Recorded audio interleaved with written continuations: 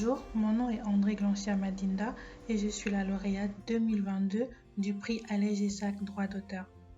Je suis actuellement doctorante en droit de la propriété intellectuelle à l'Université de Lorraine.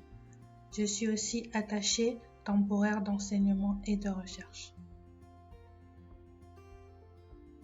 L'article que j'ai proposé au titre du concours Alain Gessac s'intitule L'exception de fouilles de textes et de données dans la directive d'Amoun, avis de tempête sur le droit d'auteur. L'intérêt que je porte à la propriété intellectuelle est né précisément lors de mon Master 2 au moment où je rédigeais mon mémoire. En traitant de l'interprétation du juge dans le contrat, j'ai pu traiter de l'interprétation du contrat in favorem auctoris en faveur de l'auteur. Pour en revenir au texte et surtout au sujet de l'article que j'ai proposé, j'ai pris ce sujet car il s'agit d'un élément d'actualité. Autoriser les fouilles dans des textes des différentes œuvres de l'esprit permet une latitude assez importante à l'objectif de vulgarisation de la science. D'un autre côté, les œuvres de l'esprit ont vocation à être protégées afin d'encourager la création et afin de permettre aux créateurs de vivre de leur création. Or, la directive d'Amoun peut poser problème car les créateurs n'auraient aucun droit sur le processus de fouille. Non seulement le nombre d'œuvres fouillées, la répétition des fouilles sont différents éléments qui pourraient mettre en porte-à-faux les utilisateurs et les créateurs car ceux-ci auraient énormément de mal à se comprendre.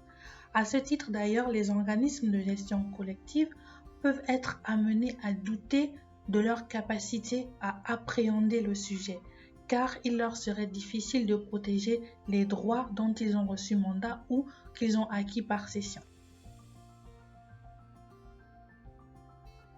À l'issue de l'analyse que j'ai proposée, j'ai pu me rendre compte que ce texte est à la fois complexe et facétieux.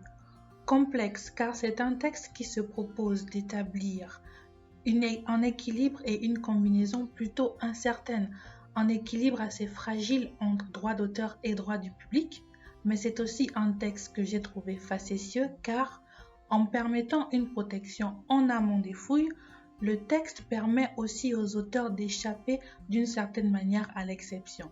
Donc, de la dérogation au droit plein, il est encore difficile de dire ce qu'est vraiment l'exception de fouille de texte et de données.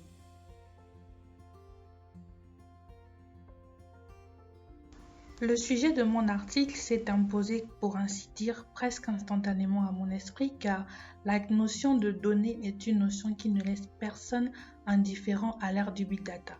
L'information est une source importante, l'information est une source de richesse. Et surtout, la fouille de textes et de données permet de dire que l'information, ici contenue dans la donnée, est un élément qui fait à la fois figure de matière première mais aussi de matière transformée. Donc le résultat de la fouille est un élément qui, à mon avis, intéresse tout chercheur mais intéresse aussi tout membre du public.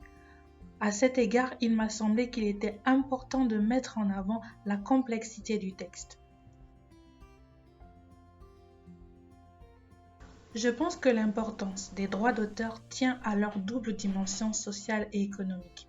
Les droits d'auteur présentent une dimension sociale car le rapport qu'entretient le créateur avec son œuvre est un rapport qui est parfois qualifié de rapport filial.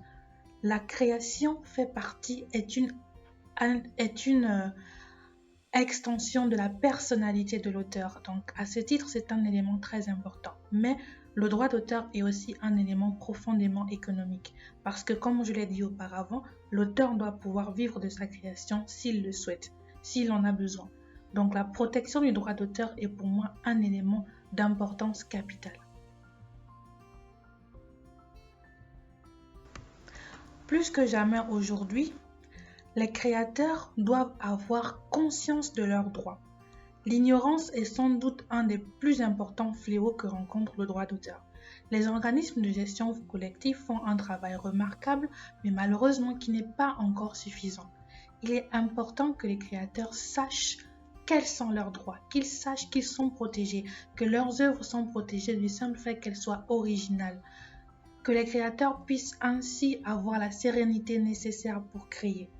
Encourager la création, c'est aussi pouvoir protéger le créateur autant que sa création. Je vous remercie de m'avoir écouté et de m'avoir permis de parler de mes recherches et de mon champ d'activité. À bientôt, je l'espère.